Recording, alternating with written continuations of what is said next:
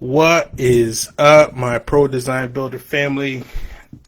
Today's live training is how to scale from small projects to large projects. I'm Sam, your real estate development coach, also known as the Pro Design Builder, and I'm going to be your guide. All right, so this group is specifically for real estate investors that are looking to make the leap into new development.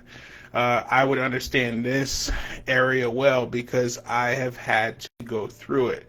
So if you don't know much about me, I have been a pro design builder or design build general contractor for the last 8 years. If you don't know what a design build general contractor is, what we do is we take every part of the process in-house, right? So from the architect to the designers to the engineers to the permitting and the construction, all right? All is handled by us, and we're the single point of contact. So for the last 8 years, I've done that for my clients, and now I'm doing that for real estate investors. If you don't know my story, I started out as a real estate investor, and I will go back a little bit so you can understand my story, right? So before I was a real estate investor, my wife got into med school, and she got into med school. She was supposed to go to med school in the islands, and right before she was supposed to go, she wrote me a letter and she said, Sam, I don't want to go. All right, so from there, it created a lot of confusion, and for me, I was kind of like, well, if you don't want to go, then what are we going to do? And she handed me the book, Rich Dad, Poor Dad. And then after she handed me that book, I read through that book, and it really spoke to me. And then she said, all right, I paid for this seminar. We're going to go to the seminar, and we're going to dive into real estate. So from there, I dove into this seminar course. It was really enlightening. It really gave me, it got my juices flowing, right? It really spoke to me more than what I was doing at the time. At the time, I was running a body shop in a car dealership. So, so when she did that, and then after we went through that class together, and then I said to her, what was the plan? She goes, well, you should look into wholesaling and flipping, and then I'll get my license as a realtor. And then that's kind of how we progressed. It took a few months and another seminar course, which gave me the confidence to start moving the ball forward as a wholesaler. She did get her license as a realtor, and then we started pursuing projects from there. So the road was not smooth in that terrain, to be honest with you, when you have a knowledge gap and you don't know. But I had a friend that worked at the title company, and I knew he was going to be handling all of my title work. So I was confident in calling him to make sure that I did all the proper steps, even though I was very green as an investor, right? So I didn't even know what an escrow was. I didn't even know how to fill out a contract. That's how green I was. But something about taking action steps gets you a reward, right? Which is one of the same things that are absolutely necessary in taking a big leap into new development, because there's so many steps that are required that you have to just do. You have to be a doer, right? Life rewards people that take the chance and they advance themselves. So, that's what I started doing, right? Even though I didn't know what I was doing, I would call my buddy Mike. Hey, Mike, hey, what you think? He would tell me, hey, Sam, put it on this escrow line. Don't put zero. And this kind of went on and on and on. So I wholesaled the first few deals, and then next thing you know, I got into house flipping. And then what happened was, on my first flip, I hired a contractor. I fired a contractor. Hired a second contractor.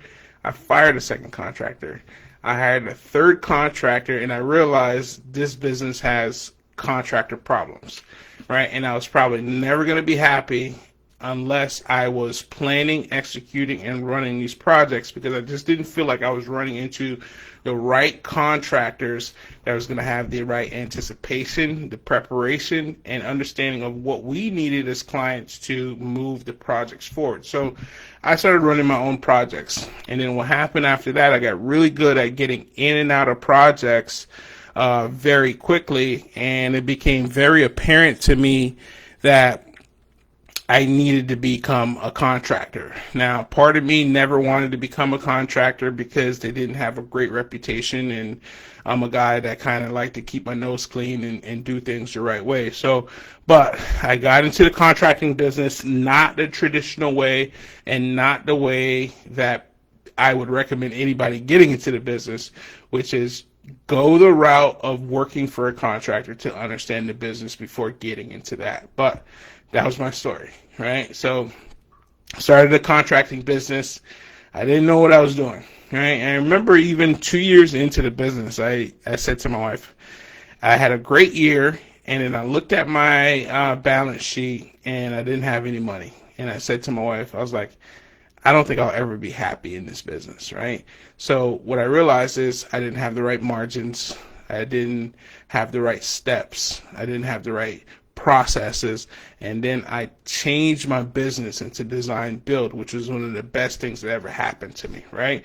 Because what in design build, I added way more value to the client instead of them parsing out parts of their project to the architect and going this place and this and that. I added more value to them by being able to bring all of that in-house. So that was of great value to me. And then what happened from there is I started taking on bigger projects because I could handle all of the aspects of the project. And for me as a contractor, I realized I know the project better. Instead of getting a set of plans from a client and trying to figure out the who's, the whys, and what's attached to it, I kind of took the steps to plan that project with them. I know who they are. I know why they want to live this way. I know how many kids they have.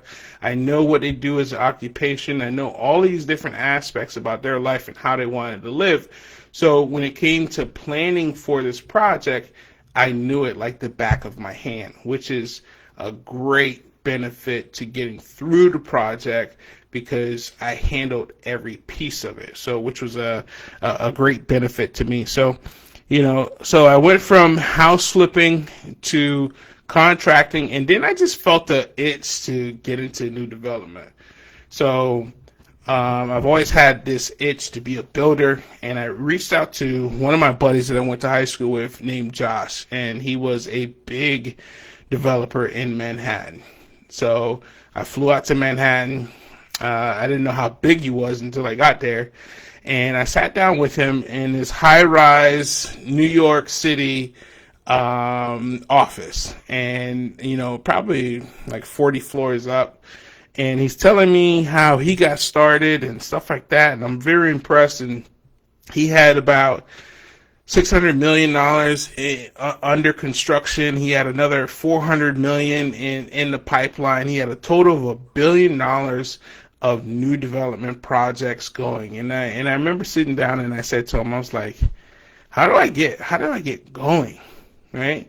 And he was like, I was like, all right, I'm going to focus on the construction aspect to really get started in development.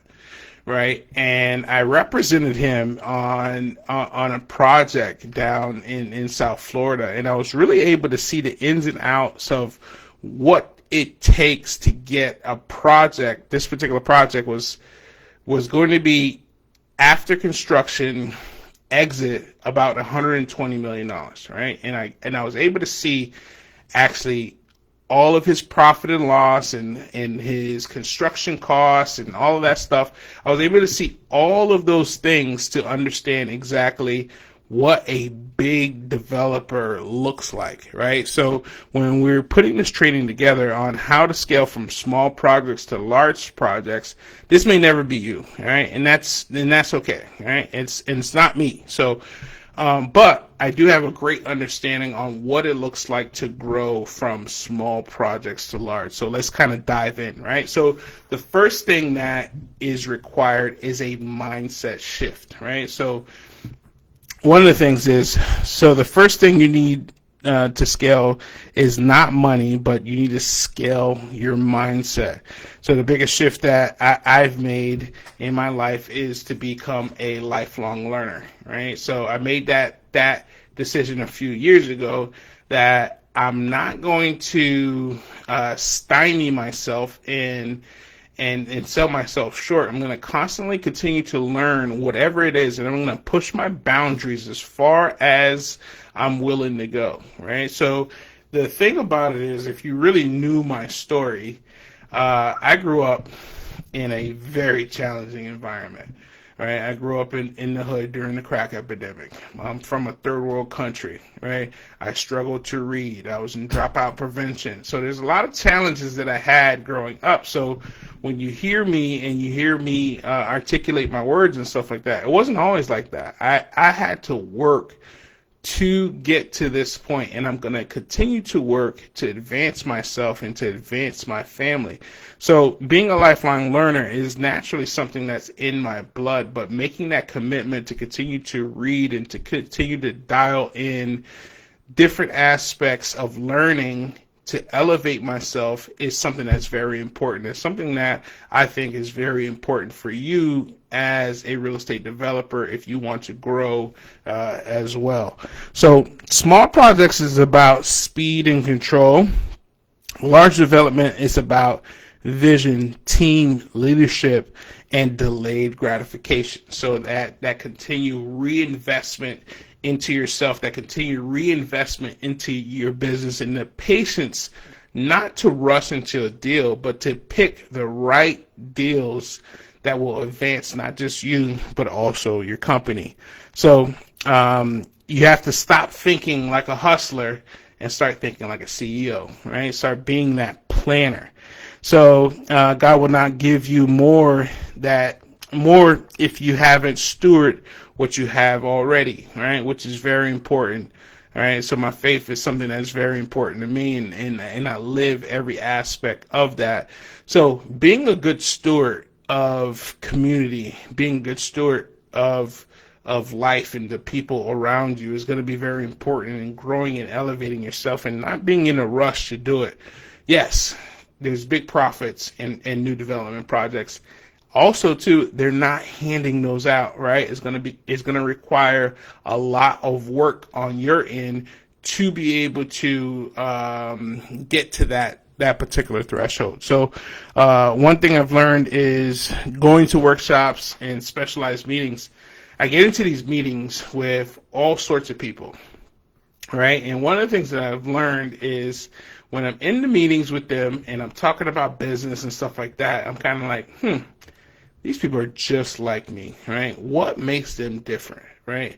And the biggest difference is vision and massive action. These people are taking massive action after they learn, and they're also holding themselves accountable, right? So that's why being in a mastermind group of like-minded individuals that are looking to chase bigger goals than just the people around them is going to be absolutely important in your growth, right? So every time I go to a meeting, I meet new people, I garner new relationships and new mentors, and people are looking to be in the room with like-minded individuals that are looking to grow, right? So that's going to be very important in going from a small project to large project. So the other thing that's going to be pivotal in your growth is systems and teams, right? So to scale, you need to move from being a doer to being a developer, right? You need to think strategically into the future, what you want your vision to look like and what you want your life to be positioned as, right? So one of the things I feel strongly about is creating your life by design, right? So having a vision, creating the steps, doing and executing on those steps to create the vision that you want for yourself is very important. It's not going to happen by itself, right? So that's one thing that I could promise you that. So build systems for project management, financing, and communication. So there's a book that I read called Checklist Manifesto, right? So I'm an avid reader. I read tons of books every year, right? So in Checklist Manifesto, what it talked about is having a checklist for everything. and it talked about the scene was doctors doing surgeries and then not having a checklist, and then seeing what happens when you don't have a checklist. Certain things get missed and people died, infections happen and stuff like that. And then once they had a checklist for all things and they stuck to the checklist, virtually zero deaths, zero sick clients, zero challenges, because they took those proper steps. So that's my thought process when I walk into anything, is being a checklist manifesto type of developer that have all of the systems planned out from start to finish. So that's going to be very important. Also, too, start building a team, right?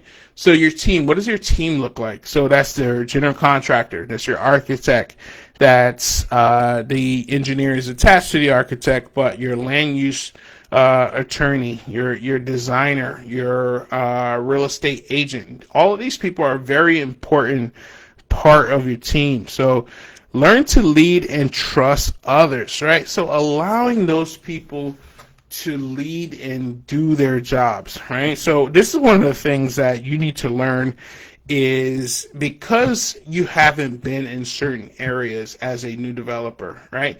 You need to learn from others, right? And because you're hiring professionals, they're going to know more than you, which is okay, right? So learn from them, right? So being okay with not being the smartest guy in the room. So for me, as a matter of fact, I prefer to be the dumbest guy in any room that I'm in, right? I don't want to be the smartest guy. I've done that before, and what it looks like is you are a know-it-all, right? And it makes people insecure about their thought process and their thinking and how to contribute and stuff like that.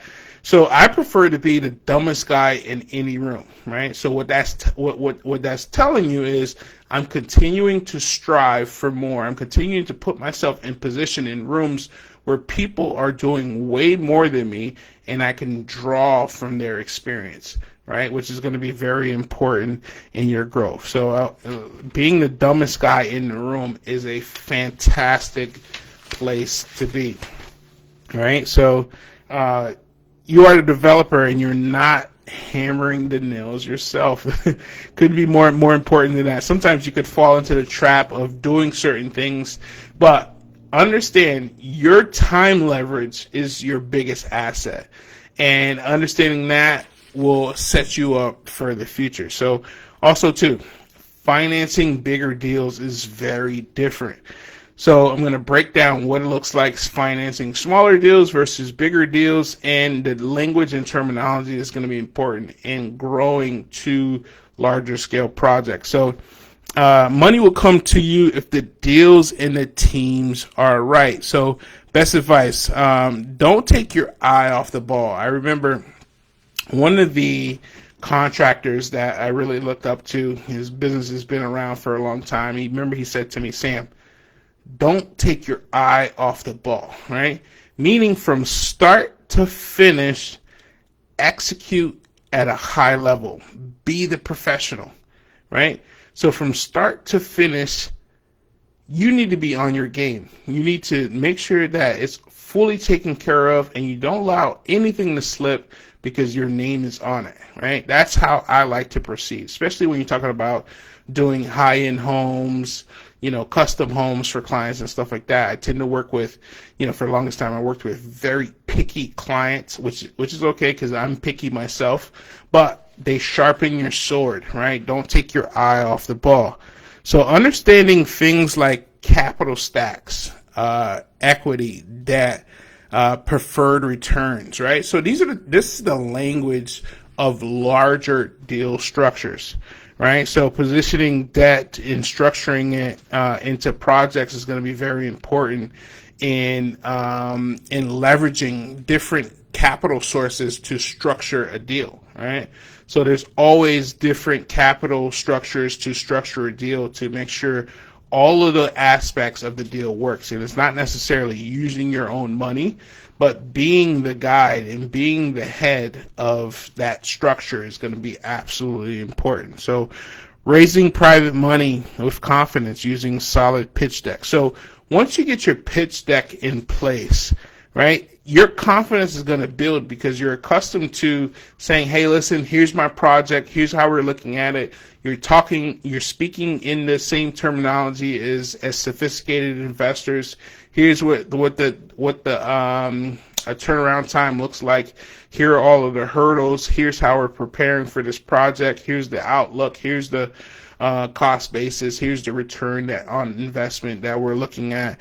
These are the types of things that sophisticated investors are looking for, and it makes it easier to raise capital and to get a yes when you truly understand what you're pitching. So knowing your numbers, know the pro forma, know the return on investment, understanding developers' fees that are attached to it. So leveraging partnerships without giving away the whole deal, right? So you could be tempted as a newer developer just to get the big deal done, right? But because you're doing so much of the legwork, right, you got to understand that you need to get paid and structure the deal so your payment at the end is worth the time that you invested, right?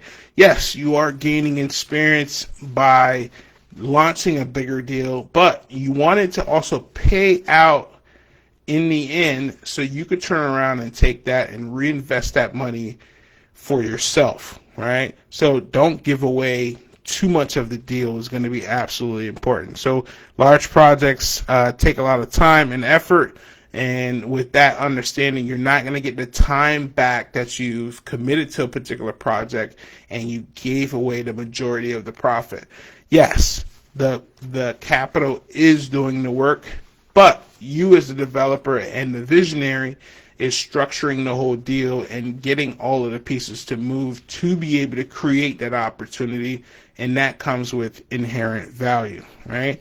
So finding the right land and doing the right due diligence. So the deal starts with controlling the dirt, right? You have to control the dirt, and you have to also understand how to maximize that dirt to the highest and best use. That's what real estate development is truly about. So start targeting raw and underutilized land, right? Learn the ins and outs of zoning, entitlement, and the city process. Pick one area and plan to be there for the next 10 to 15 years, right? So you shouldn't necessarily be bouncing around from neighborhood to neighborhood. You could potentially pick one neighborhood and say, hey, listen, I'm going to dominate this particular space, this particular area. I'm going to start knocking down homes in this area and adding value to this particular area for specific reasons, right? Whether it's closer to downtown, whether it's closer to restaurants, whether it's closer to transportation, highway, or you could see the value increase, the regentrification happening. These are all things that you can do and focus on one particular neighborhood compared to trying to bounce around in different areas. And also, too, the benefit of that when you pick one particular neighborhood is the city and the community truly gets to know who you are, and then now you can get projects passed a lot faster, right? So there's very strategic reasons why picking one area and creating a plan to be there for the next 10 to 15 years is absolutely important. So don't skip the due diligence process. Never skip the due diligence process, right? Whether it's surveys, soil samples, environmental studies, always get these things done and never skip these steps. Is going to be very important to a long-lasting success, right? So this is a getaway to real profits. This is a gateway to real profits and to avoid headaches in the future. All right, absolutely important. So your first big project, what does that look like, right? What does the plan look like for your first big project? Your first big deal should be a learning deal, not a home run, right? So what could your first big deal looks like? So after you've done a couple projects, your first big deal may look like 4 to 10 units, townhome community, a small infill development project with a couple units, a small multifamily project, it's not going to be a 30 unit 30 or 100 unit metroplex, right? You need to really get that out of your head. That will come with time, right? And it'll come with reps, it will come with practice, it will come with capital structures, it will come with new relationships, it will come with long-lasting relationships, it will come with happy investors. It's not going to come to you right away. So you need to be able to walk before you run, and it's going to be very important because you're dealing with a lot of money on the line, right? So, and you got to be mindful of that. You have to treat the capital like it's yours, and you have to be defensive and offensive at the same time. So knowing that, focus on learning, right? Like I said, I'm a lifelong learner. So focus on the process, focus on team building, focus on gaining the confidence and pitching your projects and pitch decks and making relationships with the bank, which is going to be the biggest relationship that you can make. Is going to be what's important in striking your first big deal. So, start now, right? So, I can't tell you anything more important than starting right now. It's going to be very important for you to just pull the trigger and to get started right now. So, if you don't know what I do, this is what I do. I coach real estate investors on how to get into the new development game. If this is something that you're interested in and you've gained value from multiple videos that I've shot, multiple training videos, DM me, reach out to me. I'm a wealth of knowledge. I'll talk to you. We'll have a triage call. If you're ready, I'll say, hey, you're ready, I can help you. If you're not, I'm going to say, hey, continue to build, continue to work in these different areas to get to a place where you are ready to work with us, right? So we got a couple different programs. We have a mastermind, and then we also take on projects one-on-one for well-qualified investors that are ready to move forward, right? We will work with you hand in hand to get your project off the ground, right? So you tell me how I could help you. I try to make myself available. Like I said, Sam, the Pro Design Builder, I'm the best in the business, and it's not even close. If you want to reach out and you want to work with us, reach out to us, DM us. Have a great day.